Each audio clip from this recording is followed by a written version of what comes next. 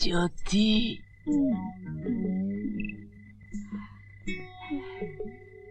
अरे ज्योति,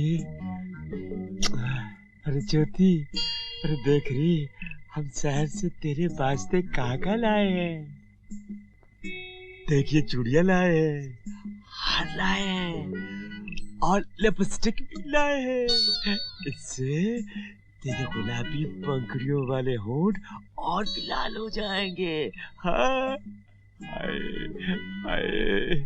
पता है कल रात को तू मेरे छपने में आई थी, बड़ी बड़ी शरारतें कर रही थी। अरे जालिम, ऐसी ऐसी शरारत जगह में भी तो कर। अरे अपनी दीदी की फिक्र मत कर, कहा वो बासी खीर, कहा तू मोती चूर का लड्डू। किस तरह के आदमी हो तुम? तू यहाँ कैसे? यहाँ तो छोटा लड्डू सोता था, बड़ा लड्डू कैसे आ गया? शर्म नहीं आती तुम्हें एक कुंवारी लड़की के साथ ऐसी बातें करते हुए? इसमें शर्म की क्या बात है? वो मेरी साली है और साली आधी घरवाली होती है और मैं तो उसके साथ मजाक कर रहा था। मजाक कर रहे थे? गलती मेरी ही है। जहाँ गुड़ होगा वहाँ चींटे तो आएंगे ही। चल अपना मुंह बंद कर, सवेरे वाली गाड़ी की राह मत देख, वो तेरे नसीब में नहीं है। इतनी बात समझ ले, अगर आज बात नहीं बनी तो तेरे और मेरे हम दोनों के भाग फूट जाएंगे। मौसी मौसी, वो लोग आ रहे हैं। चल अब रोना बंद कर, उठ।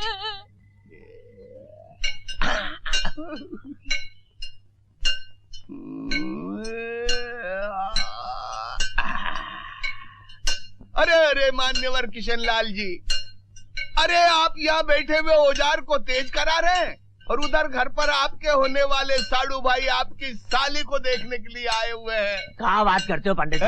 अरे चौंक क्यों गए? साली से अभी तक बात नहीं पटी क्या? हाँ खैर पंडित जी, 1000 कोशिश की, अपनी तो दाल ही नहीं गलती। वहाँ साली बीवी आ जाती है ना। अरे दयालु, बीवी से पीछा छुड़ाने का रास्ता मैं बताता हूँ। पंचायत बुलाओ और कहो कि पंच परमेश्वर मेरी बीवी बच्चा नहीं देती।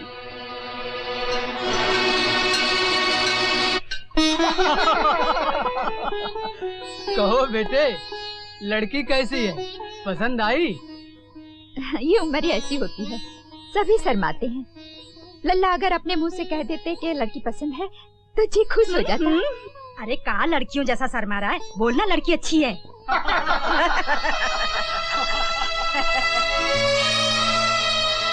मिठाई अच्छी है। कुछ समझे? लड़के को जो कुछ कहना था कह दिया, बात बिल्कुल साफ है। लड़के को लड़की पसंद है। अरे इस बूढ़े को तो हम जाने हैं, जो भी बोले हैं ठीक ही बोले हैं। अरे उधर उधर। ज्योति, ये लोग आ रहे हैं, हाथ धुला देना।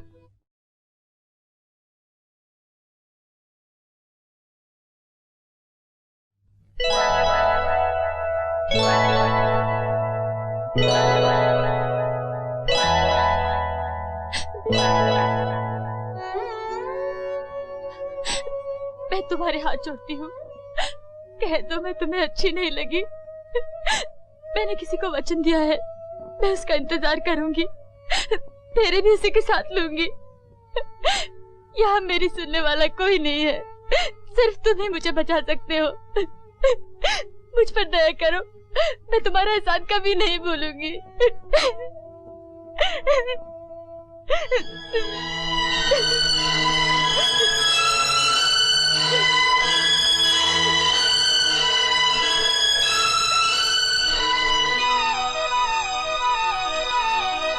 पंच परमेश्वर से हमारी अर्ज ये है कि हम कब तक इस बंजर जमीन को अपने कंधे पर उठाए उठाए जिए।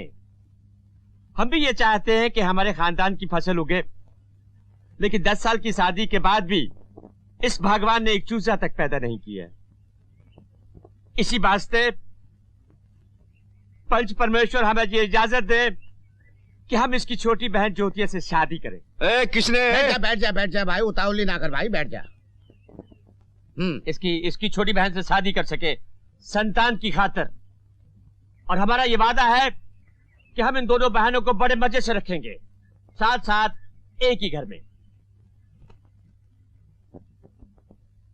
सुखदेवी, इस बारे में तुम्हें कुछ कहना है? बहुत कुछ कहना है पंच परमेश्वर। हमें सुखदेवी समझकर फैसला मत कीजिए, बस हमें अपनी बहू बेटी समझकर फैसला कीजिए। ये कह दीजिए कि हम अपनी छोटी बहन को संख्या खिला दे और खुद खा ले, हम ये फैसला मान जाएंगे। हम दोनों की चिता जलाने के बाद चाहे ये दूसरा ब्याह रचाए या तीसरा, पर हम अपने जीते जी अपनी कलाई की चूड़ियों में साझेदारी नहीं करेंगे, नहीं करेंगे हम। मुंडे मुंडे मतर भिन्ना, कुंडे कुंडे नवम पाया। जितने मुंह उतनी बातें।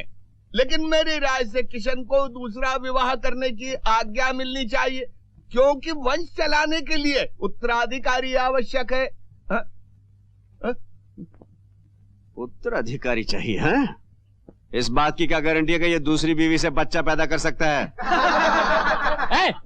और इस बात को भी कैसे मान लिया जाए कि संतान पैदा न करने में बेचारी सुखदेवी का दोष है? इस किशन लाल में भी तो कमी हो सकती है। पंच परमेश्वर, इस आदमी को ये सब बकवास करने की इजाजत किसने दी है? तुम्हें बीच में बोलने का अधिकार किसने दिया है? शांत। इसे किसने अधिकार दिया है? शांत। देखिए, हम यहाँ किसी के दोष निकालने के लिए नहीं बैठे, पर किशनलाल, मान लो सुखदेवी ने अपनी बहन का हाथ तुम्हारे हाथ में देने से इनकार कर दिया, तो तुम क्या करोगे? तो फिर मजबूरन मुझे उसे तलाक देना होगा और घर से बाहर निकालना होगा।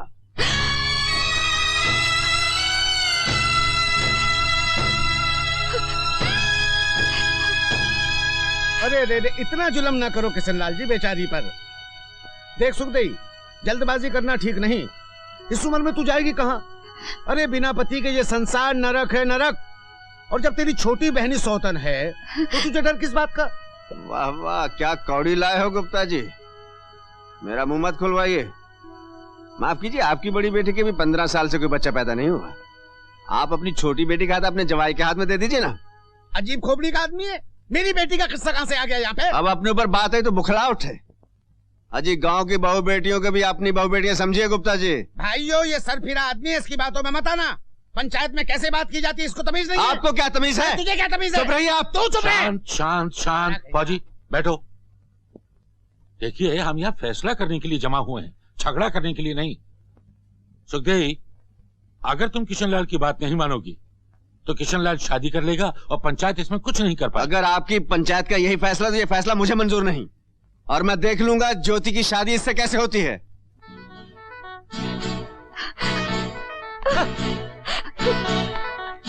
अजीब घनचक्कर आदमी है, हर जगह अपनी नेतागिरी बताता है। बिल्कुल ठीक कहा है पंडित जी आपने। बस बस बस गुप्ता जी। देखो सुखदेवी, तुम भी कल तक अच्छी तरह सोच विचार कर लो, वरना पंचायत को परसों तक मजबूर होकर फैसला सुनाना पड़ेगा।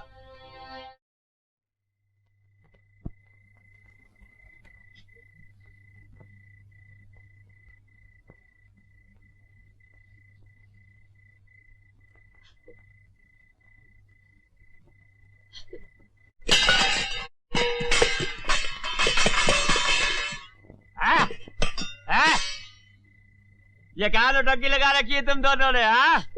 आज घर में खाना नहीं पकेगा ना, और ना ही कोई काम काज होगा। अरे कैसे होगा? तुम दोनों तो शोक मना रहे हो ना। मना लो, शोक मना लो। सिर्फ एक ही दिन रह गया है, बस कल पंचायत का फैसला सामने आ जाएगा, फिर दूध का दूध और पानी का पानी हो जाएगा। अरे कुछ भी कर लो, देख लेना ज्योति की मांग में सिंदूर मैं ही भरूंगा।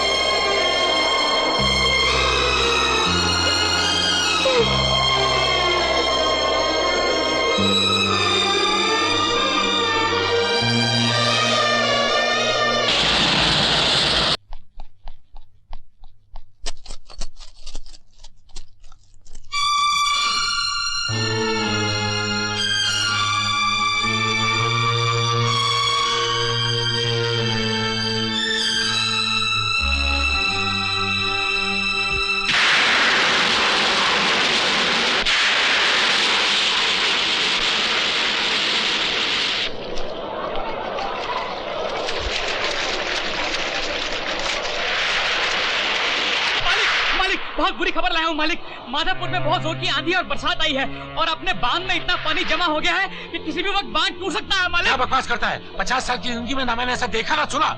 मैं सच कह रहा हूँ मालिक, माधवपुर के लोगों ने अपने बांध का पानी भी हमारे ही बांध की तरफ मोड़ दिया है और तो और छोटे मोटे ताल तलियों का पानी भी अपने ही बांध में आकर गिर रहा है मालिक। अगर हमारा बांध टूट गया तो मुश्किल खड़ी हो जाएगी मालिक। अच्छा क्या तूने मुझे बता दिया, मैं भी देखता हूँ।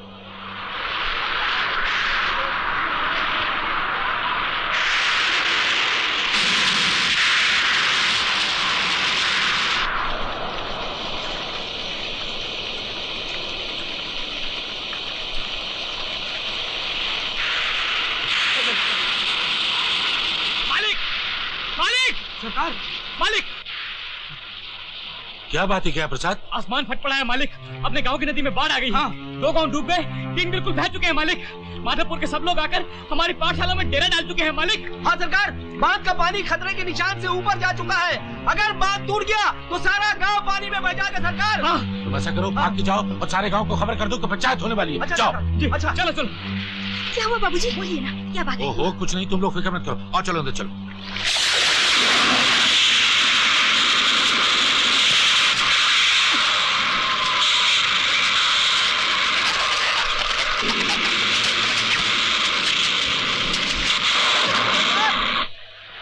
सरकार, सरकार बांध की दीवार में दरारें पड़ गई है। बांध कभी भी टूट सकता है। तुम वहीं रहो और थोड़ी थोड़ी देर में हमें खबर देते रहो। अच्छा सरकार। किशनलाल, अगर कुछ बंदोबस्त नहीं हुआ तो हम सब डूबकर बेमौत मारे जाएंगे।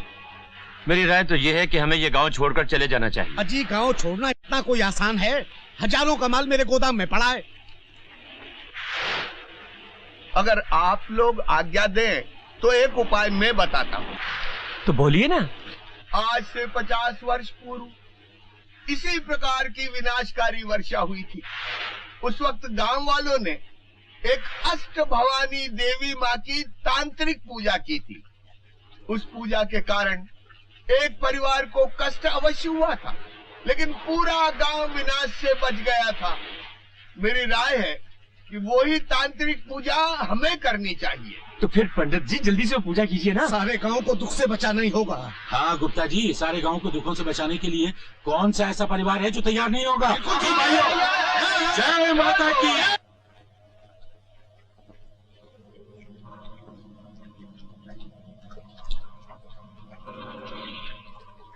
पंडित जी, पंडित जी। नमस्कार नमस्कार, आइए आइए विराजिए। शिव शंभो शिव शंभो, आइए। कहिए श्रीमान गुप्ता जी, ऐसी भयानक बरसात में कैसे आगमन हुआ? पंडित जी, बात ही कुछ ऐसी है। ये जो आप पर्चियां बना रहे हैं पंचायत के लिए, इसमें अगर मेरी बेटी कलावती का नाम निकल आया और उससे नंगी होकर पूजा के लिए सारे गांव में घूमना पड़ा तो उसका ब्याह करना कठिन हो जाएगा और मैं बिरादरी में किसी को मुंह दिखाने के काबिल नहीं रहूंगा। अगर आप चाहें तो पंडित जी। शिव शंभो शिव शंभो। गुप्ता जी, शुभ चिंतक के होते हुए किसी परिचित मित्र की बच्ची का नाम नहीं निकलेगा। बात बाहर नहीं जाए, हमने हर पर्ची पर एक ही नाम लिखा है, ज्योति ज्योति ज्योति।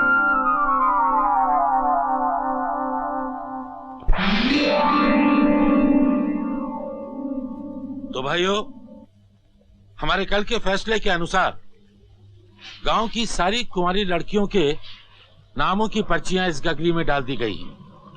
अब जिस लड़की के नाम की पर्ची निकलेगी उसे ही तांत्रिक पूजा करनी होगी। आप लोगों को कोई एतराज तो नहीं? ये तांत्रिक पूजा है क्या, मुझे बताएंगे? तुम कौन होते हो पूछने वाले? हाँ, कल जब इस बात का फैसला किया गया था तो तुम कहाँ थे? कल कहीं भी था, आज तो यहाँ हूँ। मुझे पूछने का पूरा हक है। ये धार्मिक विधि है फौजी, इस मामले में तुम्हें नहीं बोलना चाहिए। ये आदमी हर मामले में टांग अड़ाता है जी। शांत शांत भाइयों। फौजी, मैं तुम्हें समझाता हूँ। इस तांत्रिक पूजा में जिस लड़की के नाम की पर्ची निकलेगी उसे गंगा जल, गौमूत्र और दूध से नहलाया जाएगा और ये कन्या सुबह होने से पहले हाथ में मशाल लेकर वस्त्रहीन होकर गांव के 7 चक्कर लगाएगी। फौजी, ये कोई नई बात नहीं, इसी गांव में 50 साल पहले ऐसा हो चुका है। मैं नहीं मानता। देवी माँ किसी कुंवारी लड़की को नंगा देखना चाहेगी। और फिर इस बारिश से इस पूजा का क्या संबंध है? आस्तिक लोगों के समाज में ये नास्तिक कहाँ से आ गया? मैं भी इस गांव का रहने वाला हूँ और इस गांव की सारी कन्याएं मेरी बहनें हैं। मैं उनका अपमान बर्दाश्त नहीं कर सकता। अरे जब गांव की लड़कियों के असली भाइयों को एतराज नहीं, तो तुम्हें क्या एतराज हो सकता है? पंडित जी शुरू कीजिए काम। मैं गंदा काम नहीं होने दूंगा। अरे सुना डॉक्टर साहब, आपने पंचायत के मामले में तो बोलता ही था, अब ये धर्म के मामले में भी दखल देने लगा। जरूर दखल दूंगा। मैं इस गांव में किसी को गलत काम नहीं करने दूंगा। आपने सुन लिया भाइयों? सुनिए सुनिए सुनिए, मैं देख रहा हूँ कि फौजी की वजह से पंचायत के कामों में काफी रुकावट पड़ती है, इसलिए मैं प्रस्ताव रखता हूँ कि फौजी को इस आंधी तूफान में इसी वक्त गांव से निकाल दिया जाए। तुम मुझे क्या निकालोगे? मैं खुद ये गांव छोड़कर जा रहा हूँ। ऐसे गांव में रहना ही क्या जहाँ आज भी तांत्रिक विद्या की बात होती हो और जहाँ धर्म के नाम से बहू बेटियों की इज्जत की बलि दी जाती हो। लानत है तुम सब पे। नास्तिक चला गया है, धार्मिक कार्य प्रारंभ किया जाए। अरे जाने दीजिए, उसी परवाह कौन करता है। शुरू कीजिए।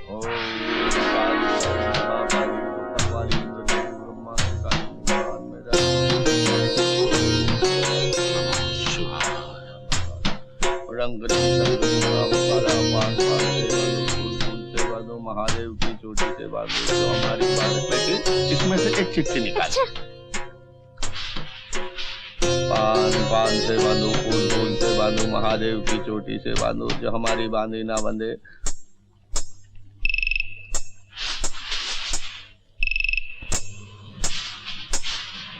देवी माँ की कृपा। किशनलाल, देवी माँ की कृपा।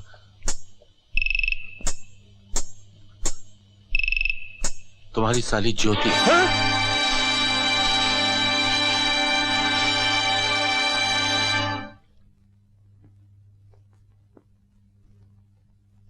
कहीं जा रहे हो?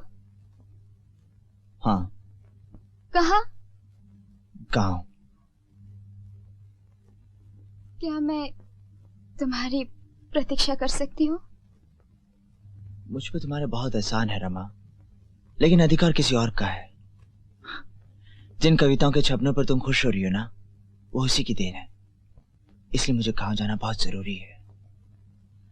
मगर तुम इतना समझ लो कि मैं जहां भी रहूंगा तो मैं हमेशा इज्जत से याद करता रहूंगा।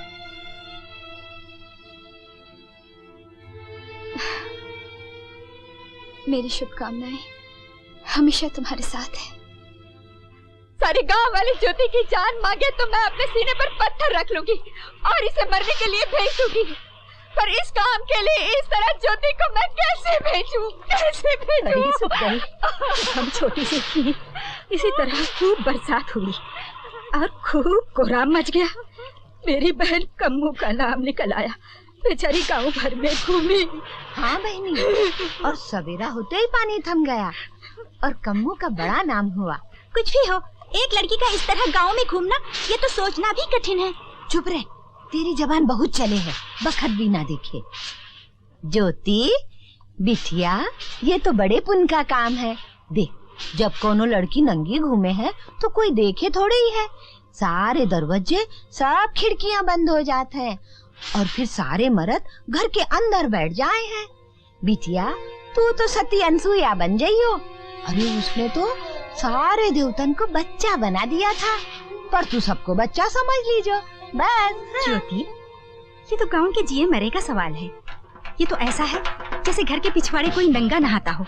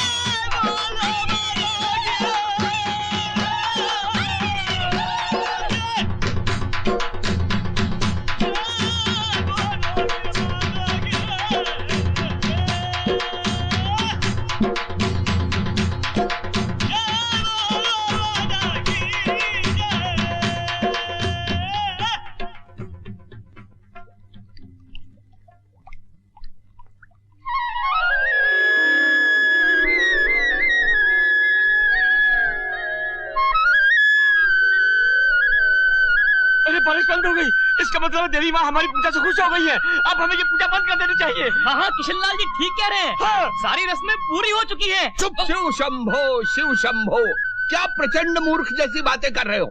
अरे अगर पूजा अधूरी रह गई तो देवी माँ रुष्ट हो जाएगी और प्रलय हो जाएगी। पंडित जी ठीक कह रहे हैं, पूजा बंद नहीं होनी चाहिए, नहीं होनी चाहिए। किशनलाल स्वार्थी मत बनो। हम सब जानते हैं कि ज्योति तुम्हारी साली है, पर पूरे गांव का भला सोचो। जैसा कि पंडित जी कह रहे हैं, पूजा पूर्ण होनी चाहिए। भाइयों, हम सब लोग अपने अपने घरों में जाएंगे, जाकर खिड़की दरवाजे बंद कर देंगे। एक बात याद रहे, कोई भी आदमी बाहर झांकने की कोशिश न करे। अगर ऐसा किया तो देवी का प्रकोप फिर से हो सकता है। बहनों, पूजा जारी रखो। आइए भाइयों।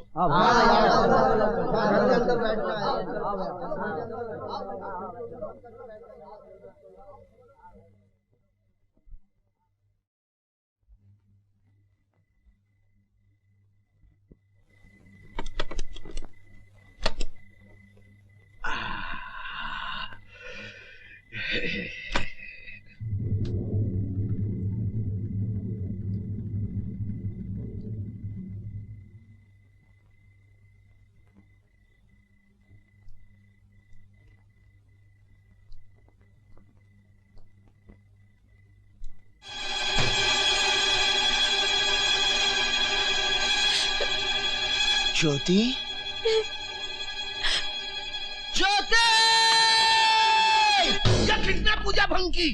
पकड़ो उसे।